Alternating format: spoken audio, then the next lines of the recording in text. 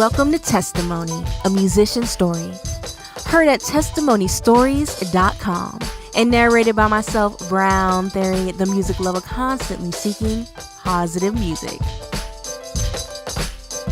Let's get started.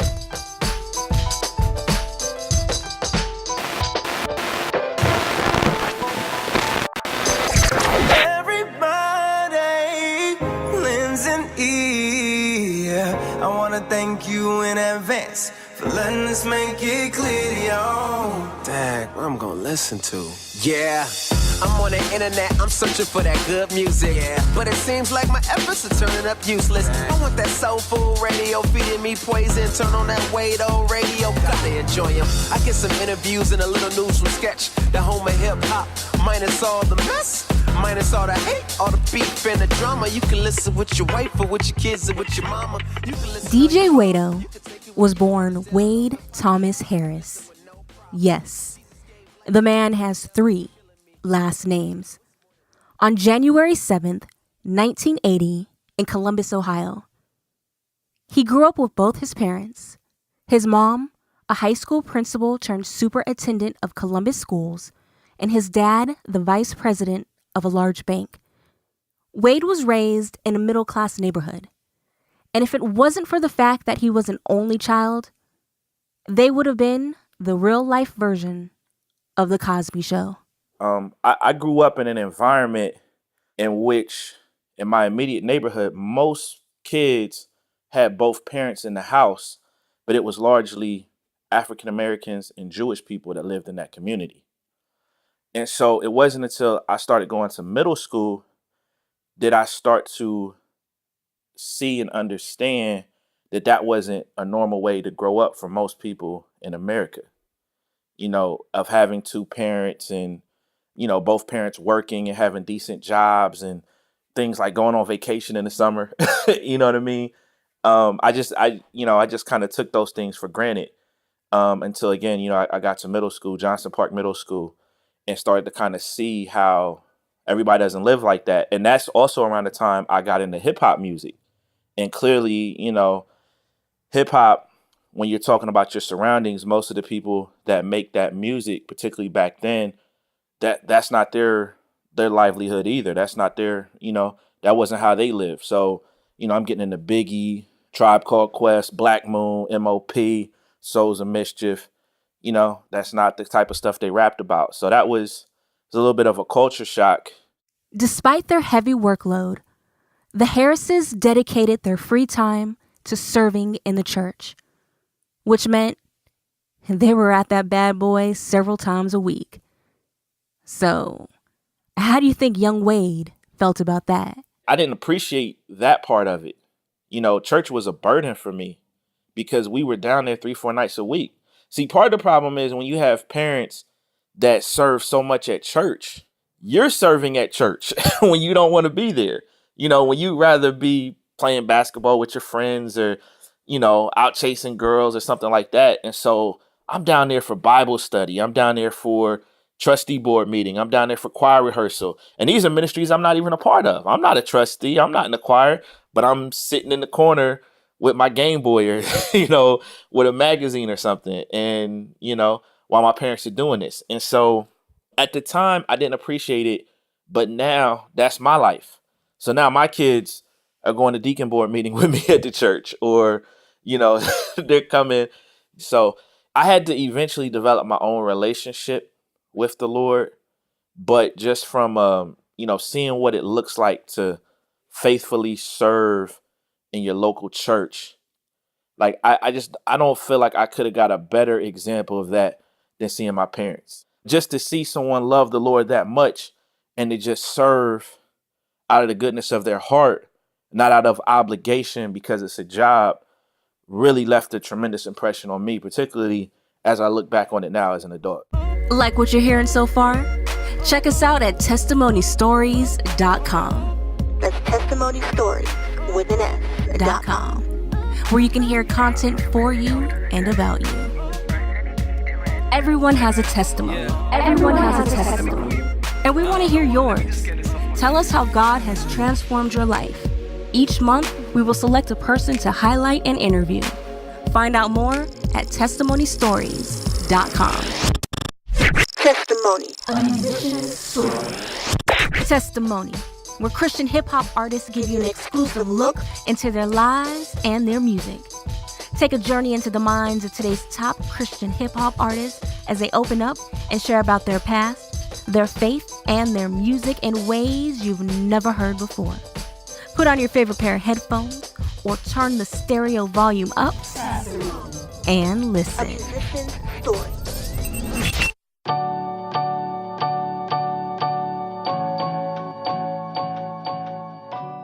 As a teenager growing up in the Huxtable household, Theo, Wade, bumped heads with his parents. His mom was fairly strict and wouldn't allow him to watch music videos, so he would sneak to watch The Box, MTV, and BET. Wade went to an all-boys prep school and hated it, and as a result, he resented his parents for it. Even though Wade went through the typical teenage phase of anger towards his parents, he still made good grades and was one of the top 100 freshman basketball players in Ohio State. I wasn't as focused on that as I should be. And so I started messing with girls. Like that first summer I started driving, I had a bunch of girlfriends, was doing a bunch of stuff with those girls that I shouldn't have been doing. Just stupid, reckless living, and you can fill in the blanks. I won't go into details because I don't want to glorify it because it's not something I'm proud of, but it was just reckless living. I'm lucky I don't have a bunch of kids, at this point. There was one thing he could focus on: hip hop. His love for it developed while he was in high school, but his years at the historical Black college, Howard University, is where it became more than just a love affair. A Tribe Called Quest, Midnight Marauders, that's the record that for me was like, man, like hip hop is amazing. That one and Wu-Tang Clan, 36 Chambers. I got into hip hop because of those records. I just always loved the authenticity of them, the truthfulness, the creativity. And so I just started buying records. And I had a record player, but I had no intention of DJing, but it was just cool. My freshman year at Howard, I met this guy named Marcus Williams. His DJ name is DJ Infinite. He's down in VA now. And he had a show on WHBC 8:30 a.m. And he used to take me up there with him. That was a student-run station at Howard. And so I just fell in love with it. I was like, man, like, this is what I need to be doing. And so, I used to help him with his stuff. And sometimes, man, I'd even, do his show for him. And so that next semester, I got my own show. And over that summer, I bought turntables. I bought some Gemini 1000s. They looked like Techniques, but they weren't Techniques. I would get out of class. I would go home, do my homework, because I was a good student. I was in the honors program and all of that stuff. I would do my homework, and then I would always try to catch the old school mix at noon on PGC or KISS. And at the time on PGC, there was this guy named Funk Regulator CeeLo. And I literally would be sitting in my room, listening to him mix and writing down the records that he played in the order that he played it in. Then I'd try to buy the records that he was playing, those old school songs, because I wanted to make sure I got my old school collection up so that, if I was doing parties or events, I could throw on that Eric B. and Rakim. I could throw on that Boogie Down Productions, the records that I didn't have. See, this is before the internet, and you could just go on the radio station website and just see what the last 10 songs they played. Like, I was literally writing the order down that these guys was playing these songs. And then that summer, I said, man, I really want to do this seriously. And so I sold the Geminis and bought Techniques. I got my first pair of 1200s, and I love those things, man. I just gave them a workout. And I started DJing parties on campus, much more serious stuff where you really had to be able to DJ. And I kept my show on 8:30 a.m., and so I was doing that. I kind of got into the club stuff, and Howard Homecoming was always a big deal. And there's always a shortage of DJs. There used to be a shortage of DJs back then, so I probably wasn't even that good, but I was DJing parties during Howard Homecoming at that point. and just getting my weight up. The honor roll student who grew up in a Christian household embodied the DJ lifestyle. Wade was making a name for himself as DJ Odyssey in the DC area. One day, he DJ'd a homecoming event that Luke from 2 Live Crew, Mr. Pop, that, you know the song, and Foxy Brown performed at. That was a high point in his blooming career, but a low point in his life. The Foxy Brown and Bobby Conder's part, that was just like a regular party, you know. But when Luke got on, I don't know. I mean, I do know it was the devil, but I saw he was bringing girls that I went to college up on stage, and they were stripping right there in the middle of the party. And these weren't strippers. Like, these were girls I was in class with, but I was playing the music. And so it was like, I just remember that's when I started, like, because things started popping off for me then. Like, I was DJing in clubs every week in college, my senior year. Every week I was doing, 1, 2 parties, some weekends, 3 or 4 parties. That's how I paid my rent, everything. So things were like popping. But I remember after that homecoming, that's when I started feeling empty. Like, I'm coming home, and I'm making $250, $300 a party, which at that point, like, that's a lot of money for a college student, especially since I'm on scholarship. So I'm not paying tuition. I'm just paying my rent. And so I'm like good financially, and I was just empty though. Like I couldn't explain it, but I would just come home and I just wouldn't be happy. Now I just remember promoters, they would always tell you, man, make sure you tell everybody to tip the bartenders, take care of the bartenders, and I remember saying that stuff on the microphone and just feeling horrible inside because I knew I'm like, man, I'm encouraging these people to indulge in something that's not really healthy for them. And I'm not saying you can't drink, but when you're telling people, man, get another shot, get another da-da-da-da-da, because it's making money for everybody, but it's really leaving people just pissy drunk. I just started feeling kind of weird about it. One night I wasn't DJing and, I knew all the club promoters that was throwing it. I was real cool with it. And he said, hey man, come to the party. I'm gonna have you meet Flex. And my girlfriend at the time, she had come up. So we had a bottle of E&J and we drank that even before we got to the party. So we wasted. And I just remember just feeling so insecure. And I started like arguing with her in the party, like violently arguing with her. And that's not even my personality. I just remember these bouncers just came and just knocked me down and just threw me out the party. And I didn't get to meet Flex. And I just remember I was outside embarrassed. And it was like the line was like wrapped around the block. I just remember when that happened, I was just like, what are you doing with your life? Like, this isn't supposed to be happening, bruh. And, again, it was one of those things I didn't, even though I had grown up in church and all of that stuff, I just didn't know where to turn. Testimony. A musician's story. Testimony, where Christian hip-hop artists give you an exclusive look into their lives and their music. Take a journey into the minds of today's top Christian hip-hop artists as they open up and share about their past, their faith, and their music in ways you've never heard before. Put on your favorite pair of headphones or turn the stereo volume up and listen. A musician's story.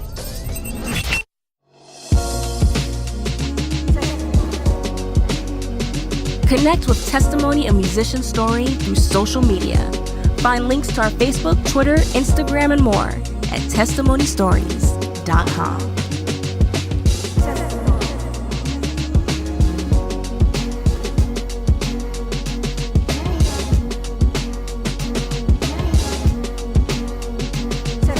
A musician's story.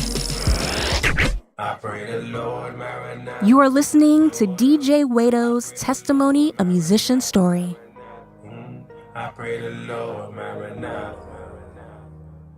After that club incident, Wade found himself in a similar situation at another club. This time, he had a bit more change in his pocket because he was really making a name for himself, DJing events for artists like Eminem and Ashanti. So this time, he got drunk off a Belvedere. He passed out and woke up in a pile of his own vomit. Wado knew things had to change, but he didn't know who to turn to. Then a good friend of his gave him a book that would change the course of his life. I was doing, a lot of these events, and it seemed like, man, everything was all good, but it wasn't. And I had a good friend, he's still a good friend to this day, Osaze Murray. When I graduated, he gave me a book, and it was Revelation by Mason Betha, or Mace. So I was immediately intrigued by this because I used to play Mace's records like crazy in the club. I mean, So, I had heard, obviously, like everybody else, that this dude had left the music industry and had supposedly found God. So when he gave me that book, I was like, man, I need to read this. I was just curious. And I never would read books at that point. So I started reading the book. And this is literally the day after I graduated, packing up the apartment. And I was supposed to come up to New Jersey to look for apartments because I'd already had my job lined up with Lucent Technologies. So I'm reading this book and I could not put it down. Like, I just couldn't put it down. I was just like, man, like, this dude had everything and just gave it all up to go serve the Lord. And I basically read the book in a day. And, I went to sleep that night. And when I woke up, I was like, man, I got to go meet this dude. And I remember, in the book, he was saying he lives in Atlanta. I packed a bag and just drove down to Atlanta. So in the book, he had said there was a Bible study he used to go to. So I went to that church looking for him, and I sat on the front row, and the pastor, I remember in the middle of his sermon, he said, this young man right here on the front row, you look like you've been on a really long journey. But I'm like, man, he probably just looked at me and said, this guy looks tired. I've never seen him in my church because it's a small church. But I'm thinking at the time, like, man, this guy's a prophet. He said, you look like you're looking for something, son. And I said, yeah. And I just jumped up. I said, man, I'm looking for Mace. Is he here? He said, I'll talk to you after the service. And then he just went on with his sermon. And so I kind of told him what was going on. And he said, yeah, he started his own church now. And he gave me the address. So I was like, cool. And this was the start of his ministry now, Sane Ministries.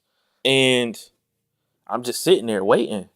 And, some members in the church started coming in and they're looking at me funny, like, why is this guy here so early? And they start praise and worship and I'm just crying. And then Mace walks in. I'm like just flabbergasted. And I'm just looking and I couldn't take my eyes off of him because I could tell he was a new person. This dude is really giving it up to serve the Lord. And so it was at that point, it wasn't anything like demonstrative, but it was at that point in my spirit, I said, man, this is the space I need to be in. Like all this stuff that I've been trying to get as far as DJing and being the next Funkmaster Flex and, just making money and, just trying to pursue something. I said, I can't do this. It's not worth it. If this guy could give up cars and houses and, $1 million recording contract to have church in a school, I'm like, why am I even pursuing that stuff if this is where I'm going to end up anyway? And so, at that point, I basically resolved in my spirit, I was going to stop doing music and I was just going to pursue the Lord. And I didn't even know what that meant, but I just knew that's what I needed to do. DJ Wado did pursue the Lord, but he didn't stop doing music. At least, not permanently. After graduating from Howard University cum laude, he took a job in corporate America for a major international firm and climbed the corporate ladder. At the same time, he started serving in a church. He did the sound, sang in the choir, and ran the singles ministry. God was really writing on his heart. Around that time, the friend who gave him Mace's book invited him to an annual Bronx event called Rap Fest. That is where he was introduced to Christian hip hop. Seeing DJ Official on stage with Cross Movement that summer of 2003 is where he realized that he too could use his God-given talents for the Lord. So I'm buying these CDs and I get to a point where I'm like, man, I really want to tell more people about these CDs because none of my friends knew about these artists. Like I remember I was just buying CDs, giving them joints out. giving people the Truth CD, giving people Cross Movement CDs, giving people Lecrae CDs, you know? And so my youth pastor, we were getting ready to do this event for New Year's 2006 going into 2007. He said, man, and I was helping to plan it. And I said, man, we need a DJ. He said, bro, you need to DJ. He said, you always talk about how you used to DJ in the clubs. You need to do this for the Lord. And I said, wow, I guess I probably should. So I was making really good money at that time with my corporate job. And I had been promoted, I think, 2 or 3 times at that point. And I went out like that next day, and I remember buying Pioneers, some CDJ. And, those aren't cheap. Those are like probably $600-$700 a pop at that point. But I had the money. And so I bought those. I bought Serato because, I didn't, there weren't any Christian vinyl. And I just started practicing again, DJing again, using Serato, using the software. And around that same time, before we did that event, I started a podcast. I said, man, I started finding out about podcasting kind of here or there. And, I said, man, let me try this. Let me just do this. I've been listening to the Holy Culture podcast, and I'd actually tried to reach out to them because I wanted to be a part of what they were doing, and they never got back to me at that point. So I just started my own thing, and that was basically the birth of the Wado Radio Show. And so my first semi-big interview came 6 episodes in. I was home for Christmas, and K-Drama was doing a concert. He was like excited about it, like, because he had never been interviewed. Even though he had been putting music out for a while at that point. So I interviewed him. Then 2 weeks later, when I got back home, my youth pastor said, man, I'm hosting this event at Nyack College. The Truth and JR are going to be there. So I did an interview with The Truth and JR, and that was huge. Then the interview that really, I think, put me on the map, so to speak, episode 29, Tone, The Naked Truth. We did the interview, man, and he just really shared his heart with me. And I guess for back then, it went viral, Now, I didn't have a website or anything back then. I had no infrastructure at all. So I didn't really capitalize on that the way I could. Like, if that happened now, I'd have been ready to roll. That was the thing that kind of made me want to get more organized. And I remember even talking to him about it afterwards, because we had maintained a little relationship for a little while afterwards. And I remember him even just telling me, you're good at what you do, but your show's not produced well. Because remember, he had a syndicated show himself that was on all types of stations. And so at first I thought, man, this dude is hating on me. But then when I listened to his show, really listened to his show and then listened to mine, I said, yeah, my show is horrible right now. So that's when I started to get more involved with producing my show. And I probably produced the next 100 episodes of the Wado Radio Show after that. That was definitely the thing that I think kind of put me on the map with a lot of people. I remember the Holy Culture Radio message boards. There was a huge thread on that. And the interview just got around. I remember all these artists that I looked up to were hitting me up. I remember Fanatic hit me up. It was just man, that interview was incredible. Just people like that just hitting me up. And Fanatic's like a legend to me, even now. Testimony. Testimony, where Christian hip-hop artists give you an exclusive look into their lives and their music. Take a journey into the minds of today's top Christian hip-hop artists as they open up and share about their past, their faith, and their music in ways you've never heard before. Put on your favorite pair of headphones or turn the stereo volume up and listen. A musician's story. Everyone has a testimony, and we want to hear yours. Tell us how God has transformed your life. Each month, we will select a person to highlight and interview. Find out more at testimonystories.com. Testimony. Download the podcast of Testimony, a Musician Story on iTunes. Find out how at testimonystories.com. A musician's story. After that Tone interview, Wado stepped out on faith and quit his corporate job to work full-time on his radio show. DJ Wado started the Wado Radio Show in 2006. After doing it successfully for a few years, he just stopped. I developed a lot of relationships with artists and stuff, and Reach Records had afforded me the opportunity to promote one of their concerts. It was the Unashamed concert, Unashamed tour. So this was like 2011, and I had partnered with a church to do it, and I mean, it was a huge success. You know, we had 3,000 people there, but me and the church it was a bad financial situation. Things just didn't work out financially the way they should have worked out.